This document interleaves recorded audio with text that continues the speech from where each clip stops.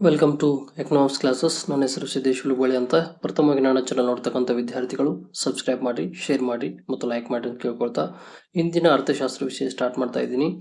ಇಂದಿನ ಅರ್ಥಶಾಸ್ತ್ರ ವಿಷಯ ತೆಗೆದುಕೊಂಡಿರ್ತಕ್ಕಂಥದ್ದು BA4 ಸೆಮ್, ಅದರಲ್ಲಿ ಬರ್ತಕ್ಕಂಥ SCP ಅಂದರೆ ಯಾವ ಸ್ಟ್ಯಾಟಿಸ್ಟಿಕ್ ಫಾರ್ ಎಕನಾಮಿಕ್ಸ್ ಅಲ್ಲಿ ಹಿಂದಿನ ಅವಧಿ ಒಳಗದರ ಉಗಮ, ಅರ್ಥ ಮತ್ತು ಮಹತ್ವ ಮಿತಿಗಳನ್ನು ವಿವರಿಸಿದ್ದೆ.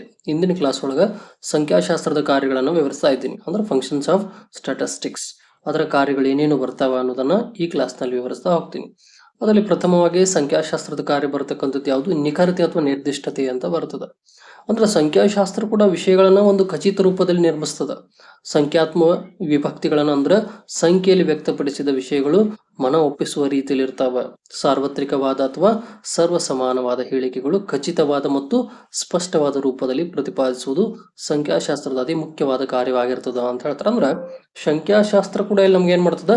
ನಿಖರತೆ ಮತ್ತು ನಿರ್ದಿಷ್ಟತೆಯನ್ನು ಹೆಚ್ಚಾಗಿ ಕೊಡ್ತದೆ. ಯಾಕಂದ್ರೆ ಯಾವುದೇ ಒಂದು ಮಾಹಿತಿ ಅನ್ನೋದು ಕೊಡ್ಬೇಕಾದ್ರೂ ಅಂಕಿ ಅಂಶಗಳಲ್ಲಿ ಕೊಡ್ತದೆ. ಹಾಗಿದ್ದಾಗ ಅಲ್ಲಿ ನಿಖರವಾಗಿ ಮತ್ತು ನಿರ್ದಿಷ್ಟವಾಗಿ ಮಾಹಿತಿ ದೊರೆಯಕ ಸಾಧ್ಯವಾಗ್ತದೆ. ಹಾಗಾಗಿ ಸಂಖ್ಯಾಶಾಸ್ತ್ರ ವಿಷಯ ಕೂಡ ಒಂದು ಖಚಿತ ರೂಪವನ್ನ ನಿರ್ಮಿಸಾಕಲಿ ಏನ್ ಮಾಡ್ತದ? ಅತಿ ಅಗತ್ಯವಾಗಿರ್ತದ ಅಂತ ಹೇಳ್ಬೋದು. ಅದು ಸರಳವಾಗಿ ಮತ್ತು ಸಾರ್ವತ್ರಿಕವಾಗಿ ಮತ್ತು ಸರ್ವ ಸಮಾನವಾದ ಹೇಳಿಕೆಗಳನ್ನ ಖಚಿತ ಮತ್ತು ಸ್ಪಷ್ಟ ರೂಪದಲ್ಲಿ ನೀಡಾಕ ಸಾಧ್ಯವಾಗ್ತದೆ.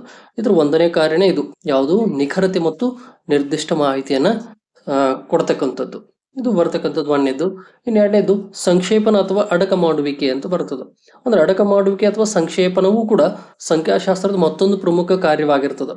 ಅದು ವಿಷಯಗಳನ್ನ ಖಚಿತ ರೂಪದಲ್ಲಿ ನಿರೂಪಿಸುವ ಮಾತ್ರವಲ್ಲದೆ ಅಂಕಿಅಂಶಗಳ ರಾಶಿಯನ್ನು ಸಾಂದ್ರಗೊಳಿಸಿ ಕೆಲವು ಪ್ರಮುಖ ಅಂಕಿಅಂಶಗಳಿಗೆ ಇಳಿಸಬಹುದು, ಅಥವಾ ಸಂಖ್ಯಾಶಾಸ್ತ್ರ ವಿಧಾನಗಳನ್ನು ದತ್ತಾಂಶಗಳ ರಾಶಿಯಿಂದ ಸಮಗ್ರ ಮಾಹಿತಿಯನ್ನು ಅರ್ಥಗರ್ಭಿತವಾಗಿ ನಿರೂಪಿಸ್ತದ ಅಂತ ಹೇಳ್ತಾರೆ. ಅಂದ್ರೆ ದೊರೆತಂತ ಮಾಹಿತಿ ರಾಶಿ ಇರ್ತಕ್ಕಂಥ ಅಂಕಿ ಸಂಖ್ಯೆಗಳನ್ನ ಅದರಲ್ಲಿ ಸಾಂದ್ರತೆಗೊಳಿಸಿ, ಅಂದ್ರೆ ಯಾವ ಮಾಹಿತಿ ನಮಗೆ ಎಷ್ಟು ಉಪಯುಕ್ತ ಆಗೈತೆ ಅನ್ನೋದನ್ನ ಇಲ್ಲೇನ್ ಮಾಡ್ತದ?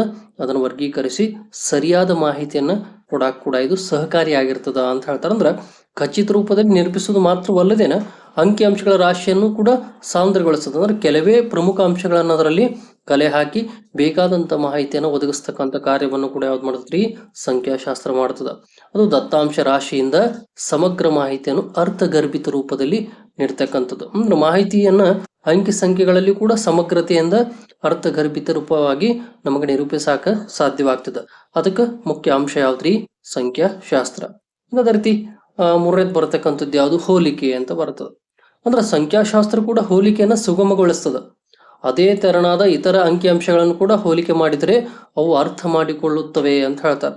ಅಂದ್ರಲ್ಲಿ ಉದಾಹರಣೆ ಕೊಡ್ತಾರೆ. ಉತ್ಪಾದನೆ 2022-23 ಹೋಲಿಸಿದರೆ ಇಲ್ಲಿ ವಾಟರ್ ಏನಾಗ್ತೈತಿ 23-24 ಹೆಚ್ಚಾಗೋ ಸಂಭವ ಇರ್ತದ ಅಂತ ಹೇಳ್ತಾರೆ. ಅಂದ್ರೆ ಹೋಲಿಕೆ ಮಾಡ್ಕೊಂಡಾರೆ 22ರಿಂದ 23 ಮತ್ತು 23ರಿಂದ 24ರಲ್ಲಿ ಸಂಭವಿಸ್ತಕ್ಕಂಥ ಉತ್ಪಾದನೆ ಇಲ್ಲಿ ಓದುಗರಿಗೆ ಸ್ಪಷ್ಟ ಮಾಹಿತಿ ನೀಡುವ ಉಪನಗೊಳಿಸುತ್ತದೆ. ಬದಲಾಗಿ 2023-24ರಲ್ಲಿ ಆಹಾರ ಧಾನ್ಯಗಳ ಉತ್ಪಾದನೆ ಕೂಡ 2022-23ರಲ್ಲಿ 305 ದಶಲಕ್ಷ ಟನ್ಗಳು ಮೀರಿ 312 ದಶಲಕ್ಷ ಟನ್ಗಳಾಗಿರುವ ನಿರೀಕ್ಷೆ ಇರ್ತದ ಅಂತ ಹೇಳ್ತಾರೆ. ಅಂದ್ರೆ ಅಂಕಿ ಸಂಖ್ಯೆಗಳನ್ನು ಕೊಡ್ತದ. 2022-23 ಎಷ್ಟು? ಕೇವಲ 305 ದಶಲಕ್ಷ ಟನ್ಗಳು. ಅದನ್ನು ಮೀರಿ 312 ದಶಲಕ್ಷ ಟನ್ಗಳಷ್ಟಾಗುವ ನಿರೀಕ್ಷೆಯನ್ನು ಮಾಡ್ತದೆ. ಅಂದ್ರೆ ಹೋಲಿಕೆ ಮಾಡಿ ನೋಡ್ತದೆ. 2022 ಮತ್ತು 23ನ ಇಲ್ಲಿ ಹೋಲಿಕೆ ಮಾಡಿ ನೋಡೋದ್ರಿಂದ 2023-24ರಲ್ಲಿ ಆಗ್ತಕ್ಕಂಥ ಒಂದಿಷ್ಟು ವ್ಯತ್ಯಾಸವನ್ನ ಹೋಲಿಕೆ ಮುಖಾಂತರ, ಅದು ಯಾವ್ದ್ರಿ? ಅಂಕಿ ಸಂಖ್ಯೆಗಳ ಹೋಲಿಕೆ ಮುಖಾಂತರ ಕೂಡ ಮಾಹಿತಿಯನ್ನ ದೊರಕಿಸ್ತಕ್ಕಂಥದ್ದು. ಇಲ್ಲಿ ಸ್ಪಷ್ಟ ಮಾಹಿತಿಯನ್ನು ಕೂಡ ಅದು ಕೊಡಾಕ ಸಾಧ್ಯವಾಗ್ತದೆ. ಇದು ಮೂರನೇ ಪ್ರಮುಖ ಕಾರ್ಯ. ಈ ನಂತರ ಬರ್ತಕ್ಕಂಥದ್ದು ನಾಲ್ಕನೇದು ಆಧಾರ ಕಲ್ಪನೆಗಾಗಿ ಸೂತ್ರೀಕರಣ ಮತ್ತು ಪರೀಕ್ಷೆ ಅಂತ ಹೇಳ್ತಾರೆ. ಅಂದ್ರೆ ಆಧಾರ ಕಲ್ಪನೆಗಳನ್ನ ಸೂತ್ರೀಕರಿಸಲು ಕೂಡ ಪರೀಕ್ಷಿಸಲು ಮತ್ತು ಅವುಗಳನ್ನ ಆಧಾರದಲ್ಲಿ ಹೊಸ ಸಿದ್ಧಾಂತಗಳನ್ನು ರಚಿಸಲು ಸಂಖ್ಯಾಶಾಸ್ತ್ರ ವಿಧಾನಗಳು ಅತಿ ಮುಖ್ಯವಾಗಿರ್ತದ ಅಂತ ಹೇಳ್ತಾರೆ. ಅಂದ್ರೆ ಉದಾಹರಣೆಗೆ ಸರ್ಕಾರಿ ಜಾರಿಗೊಳಿಸಿದ ಉದ್ಯೋಗ ಯೋಜನೆ ಆಗಿರ್ಬೋದು. ಒಂದರ ಮೂಲಕ ಜನರಿಗೆ ಪಾವತಿಸಲಾದ ವೇತನ, ಆದಾಯ ಸೃಷ್ಟಿ, ಬಡತನ ನಿವಾರಣೆ ಸಹಾಯ ಮಾಡಿದೆ ಎಂದು ಪರೀಕ್ಷಿಸಲು ಸಾಧ್ಯವಾಗ್ತದೆ. ಅಂದ್ರೆ ಈಗ ಸರ್ಕಾರ ಏನಾದ್ರೂ ಒಂದು ಯೋಜನೆಯನ್ನು ಜಾರಿಗೊಳಿಸ್ತಂದ್ರ, ಸರ್ಕಾರಿ ಜಾರಿಗೊಳಿಸಿ ಉದ್ಯೋಗಾವಕಾಶವನ್ನು ಜಾರಿಗೊಳಿಸ್ತಂದ್ರ ಅದರಿಂದ ಏನೇನು ಸೂತ್ರೀಕರಣವಾಗ್ತಾವ, ಅದರಿಂದ ಏನೇನು ಆಧಾರ ಕಲ್ಪನೆಗಳಿಗೆ ಕಂಡು ಬರ್ತಾವ ಅಂದ್ರೆ ಜನರ ಆದಾಯ ಹೆಚ್ಚಾಗ್ತದೆ, ತೆರಿಗೆ ಪಾವತಿ ಆಗ್ತದೆ, ಬಡತನ ನಿವಾರಣೆ ಆಗ್ತದೆ. ಇದನ್ನೆಲ್ಲದಕ್ಕೂ ಕೂಡ ಸಹಾಯ ಮಾಡ್ತದೆ. ಹಾಗಾಗಿ ನಿವಾರಣೆಗೆ ಸಹಾಯ ಮಾಡಿದೆ ಎಂದು ಪರೀಕ್ಷಿಸಲು ಕೂಡ ಇದು ಸಾಧ್ಯವಿರ್ತದೆ. ಅದು ಇದರಿಂದ ಅಂಕಿ ಅಂಶಗಳ ಮೂಲಕ.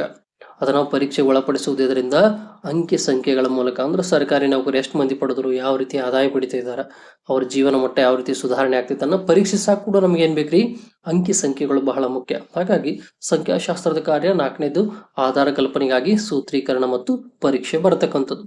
ನಂತರ ಬರ್ತಕ್ಕಂಥದ್ದು 5ನೇದು ಭವಿಷ್ಯದ ಕಥನ ಅಂತ ಹೇಳ್ತಾರೆ. ಅಂದ್ರೆ ಸಂಖ್ಯಾಶಾಸ್ತ್ರ ಕೂಡ ಭವಿಷ್ಯದ ಕಥನಕ್ಕೆ ಅಂದ್ರೆ ಭವಿಷ್ಯದಲ್ಲಿ ನಡೆಯುವುದನ್ನ ಮೊದಲೇ ಹೇಳುವುದಕ್ಕೆ ಸಹಾಯ ಮಾಡ್ತದ ಅಂತ ಹೇಳ್ತಾರೆ. ಅಂದ್ರೆ ಸಂಸ್ಥೆಗಳಿಗೆ ಮತ್ತು ಸರ್ಕಾರದಲ್ಲಿ ಬಹಳ ಮುಂಚಿತವಾಗಿ ಸೂತ್ರೀಕರಿಸಲಾಗುತ್ತದೆ. ಭವಿಷ್ಯದ ಪ್ರವೃತ್ತಿಗಳ ಬಗ್ಗೆ ಜ್ಞಾನವನ್ನ ಸೂಕ್ತ ನೀತಿಗಳನ್ನು ಹಾಗೂ ಯೋಜನೆ ರೂಪಿಸಲು ನೆರವಾಗ್ತದ ಅಂತ ಹೇಳ್ತಾರೆ. ಅಂದ್ರೆ ಭವಿಷ್ಯದ ಘಟನೆಗಳನ್ನು ಮುಂದಾಜಿಸಲು ಸಂಖ್ಯಾಶಾಸ್ತ್ರ ಅತ್ಯಗತ್ಯ ಸಾಮಗ್ರಿಗಳನ್ನ ವಹಿಸ್ತದ ಅಂತ ಹೇಳ್ತಾರೆ. ಅಂದ್ರೆ ಉದಾಹರಣೆಗೆ ತೆಗೆದುಕೊಂಡು ಮುನ್ನಂದಾಜು ಅಂತ ತೆಗೆದುಕೊಳ್ತೀವಿ ನಾವು. ಅಂದ್ರೆ ಮುಂದೆ ಆಗ್ತಕ್ಕಂಥ ಲಾಭ ನಷ್ಟ ಆಗ್ಲಿ, ಉತ್ಪಾದನೆ ಆಗ್ಲಿ, ಅಂದ್ರೆ ಒಂದು ಅಂದಾಜನ್ನು ಮಾಡಕ್ ಕೂಡ ಭವಿಷ್ಯದ ಕಥನವನ್ನ ಇಲ್ಲಿ ನಾವು ತೆಗೆದುಕೊಳ್ಳಕ್ ಕೂಡ ಸಂಖ್ಯಾಶಾಸ್ತ್ರ ನಮ್ಗೆ ಏನಾಗ್ತದೆ, ಬಹುಮುಖ್ಯವಾಗಿರ್ತದ ಅಂತ ಹೇಳ್ತಾರೆ. ಅಂದ್ರೆ ಭವಿಷ್ಯದ ಪ್ರವೃತ್ತಿ ಬಗೆಗೆ ಜ್ಞಾನವನ್ನ ಸೂಕ್ತ ನೀತಿಗಳನ್ನ ಮತ್ತು ಯೋಜನೆ ರೂಪಿಸಾಕಿದ್ದು ನೆರವಾಗ್ತದ. ಅದ್ರ ಉದಾಹರಣೆ ಏನಾದರೂ ಬಡತನ ಯೋಜನೆ ಆಗ್ಲಿ, ನಿರುದ್ಯೋಗ ಯೋಜನೆಗಳಾಗ್ಲಿ, ನಿರುದ್ಯೋಗ ನಿವಾರಣಾ ಕಾರ್ಯಕ್ರಮಗಳಾಗ್ಲಿ, ಇವನ್ನೆಲ್ಲ ನಾವು ಅಂದಾಜು ಮಾಡೋದು, ಅದು ಕೂಡ ಭವಿಷ್ಯದ ಕಥನಕ್ಕೆ ಸಂಖ್ಯಾಶಾಸ್ತ್ರ ಇಲ್ಲಿ ನಮ್ಗೆ ಪ್ರಮುಖವಾಗಿರ್ತದ ಅಂತ ಹೇಳ್ತಾರೆ. ಇದು 5ನೇದು ಬರ್ತಕ್ಕಂಥದ್ದು. ನಂತರ ಕೊನೆಯದಾಗಿ ಬರ್ತಕ್ಕಂಥದ್ದು ಸೂಕ್ತ ಕಾರ್ಯನೀತಿಗಳ ಸೂತ್ರೀಕರಣ ಅಂತ ಕರೀತಾರೆ. ಅಂದ್ರೆ ಸೂಕ್ತ ಸಂಖ್ಯಾಶಾಸ್ತ್ರ ಮೂಲಭೂತ ಸಾಮಗ್ರಿಯನ್ನ ಒದಗಿಸ್ತದ. ಉದಾಹರಣೆ ಒಟ್ಟು ಜನಸಂಖ್ಯೆ, ಜನಸಂಖ್ಯೆ ಬೆಳವಣಿಗೆ ದರ, ವಯೋಮಾನ ಸಂಯೋಜನೆ, ಸ್ತ್ರೀ ಮತ್ತು ಪುರುಷರ ಪ್ರಮಾಣ, ವಲಸೆ, ಗ್ರಾಮೀಣ ಮತ್ತು ಪಟ್ಟಣ ಜನಸಂಖ್ಯೆ ಮೊದಲಾದ ದತ್ತಾಂಶ, ಆಹಾರ, ಉಡುಪು, ವಸತಿ, ಶಿಕ್ಷಣ, ನೀರು ಪೂರೈಕೆ, ಸಾರಿಗೆ ಸೌಲಭ್ಯ ಮುಂತಾದ ಭವಿಷ್ಯದ ಅವಶ್ಯಕತೆ ನಿರ್ಧರಿಸಲು ಬೆಳೆಸಬೇಕಾದ ನಿಂತಿರುವ ರೂಪಿಸ್ತದ ಅಂತ ಹೇಳ್ತಾರೆ. ಬೆಳೆಸಬೇಕಾದ ನೀತಿಗಳನ್ನು ಕೂಡ ರೂಪಿಸ್ತದ ಅಂತ ಹೇಳ್ತಾರೆ. ಅಂದ್ರೆ ಸೂಕ್ತ ಕಾರ್ಯನೀತಿಗಳನ್ನು ಸೂತ್ರೀಕರಿಸುವುದು. ಈಗ ಉದಾಹರಣೆ ಸ್ತ್ರೀ ಪುರುಷರ ಪ್ರಮಾಣ ಆಗ್ಲಿ, ಗ್ರಾಮೀಣ ಆಗ್ಲಿ, ಪಟ್ಟಣ ಪ್ರದೇಶ ಆಗ್ಲಿ, ಅಲ್ಲಿ ಎಷ್ಟು ವಸತಿ ಆಗ್ಲಿ, ಆಹಾರ, ಉಡುಪು, ಶಿಕ್ಷಣ, ಸಾರಿಗೆ ಸಂಪರ್ಕ, ಯಾವುದಕ್ಕೆ ಏನೇನು ಬೇಕೆಲ್ಲವನ್ನು ಕೂಡ ಅಂಕಿ ಸಂಖ್ಯೆಗಳಲ್ಲಿ ನಾವು ನಿರ್ಧಾರವನ್ನು ಕೈಗೊಳ್ತೀವಿ. ಅದರ ಮೂಲಕ ಏನ್ ಮಾಡ್ತೀವಿ, ಅದಕ್ಕೆ ಪರಿಹಾರವನ್ನು ಸೂಚಿಸ್ತೀವಿ ಮತ್ತು ನೀತಿಗಳನ್ನು ಕೂಡ ಸೂತ್ರೀಕರಣಗೊಳಿಸಾಕ ಸಾಧ್ಯವಾಗ್ತದ ಅಂತ ಹೇಳ್ತಾರೆ. ಹಾಗಾಗಿ ಇಲ್ಲಿ ಸಂಖ್ಯಾಶಾಸ್ತ್ರದ ಕಾರ್ಯಗಳು ಕೂಡ ಬಹಳ ಮುಖ್ಯವಾಗಿವೆ. ಇವು 6 ಪ್ರಮುಖ ಕಾರ್ಯಗಳಾಗಿ ಕಂಡು ಬರ್ತವೆ ಇದರಲ್ಲಿ ಸಂಖ್ಯಾಶಾಸ್ತ್ರದ ಕಾರ್ಯಗಳು. ಈ ರೀತಿಯಾಗಿ ನಾ ಕೊಟ್ಟಂತ ಮಾಹಿತಿ ನಿಮಗೆ ಉಪಯುಕ್ತ ಆಗ್ತೈತಿ ಅನ್ಕೊಳ್ತಾ ನಾನು ವಿಷಯವನ್ನು ಇಲ್ಲಿಗೆ ಮುಕ್ತಾಯಗೊಳಿಸ್ತಾ ಇದ್ದೀನಿ. ಎಲ್ಲರಿಗೂ ಧನ್ಯವಾದ.